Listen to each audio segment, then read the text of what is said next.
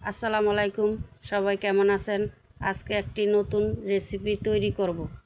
মাছ ছাড়া মাছের মতোই কাঁচকলার রেসিপি আমি আগেও তৈরি করে খেয়েছি। রেসিপিটি ভালো লাগলো বিধায় মনটা চাইলো আপনাদের কাছে শেয়ার করি। আমার নিজের হাতের রোপণ করা কলা গাছ। আজকে এই কলা গাছের কলা কেটে আনলাম।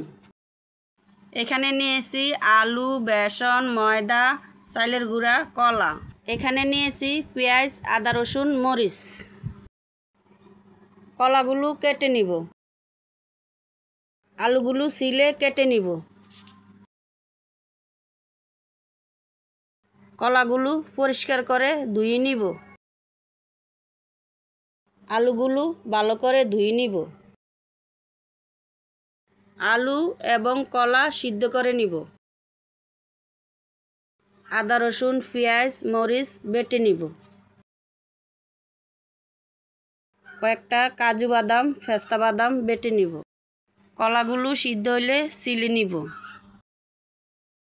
একটি বাটিতে সিদ্ধ করা কলা, আলু মেখে নিব। এখন বেসন, চাউলের গুঁড়া, ময়দা দিয়ে দিব।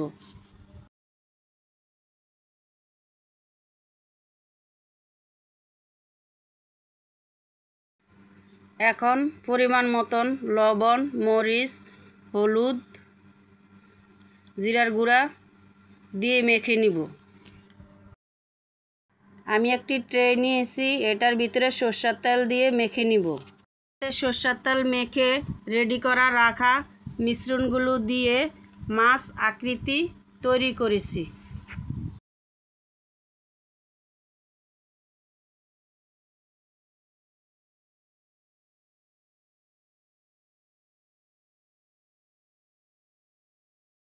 এরকম করে সবগুলো মিশ্রণ মাছের আকৃতিতে বানিয়ে নিব।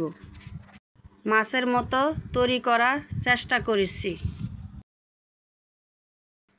একটি প্যান বসিয়ে তেল দিয়ে মাছগুলো ভেজে নিব। এখন উল্টিয়ে পাল্টিয়ে লালচে করে ভেজে উঠিয়ে নিব।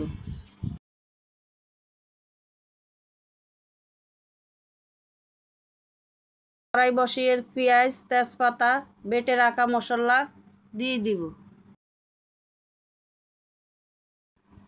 এখন বেটে রাখা বাদাম, হলুদ, মরিচ, লবণ দিয়ে দিব।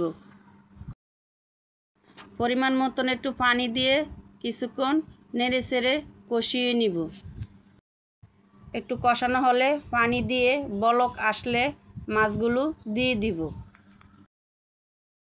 কিছুক্ষণ রান্না হলে ধনিয়া পাতা, জিরার গুঁড়া দিয়ে নামিয়ে ফেলব। এই যে তৈরি হয়ে গেল আমার মাছ ছাড়া মাছের মতোই দেখতে কলার রেসিপি।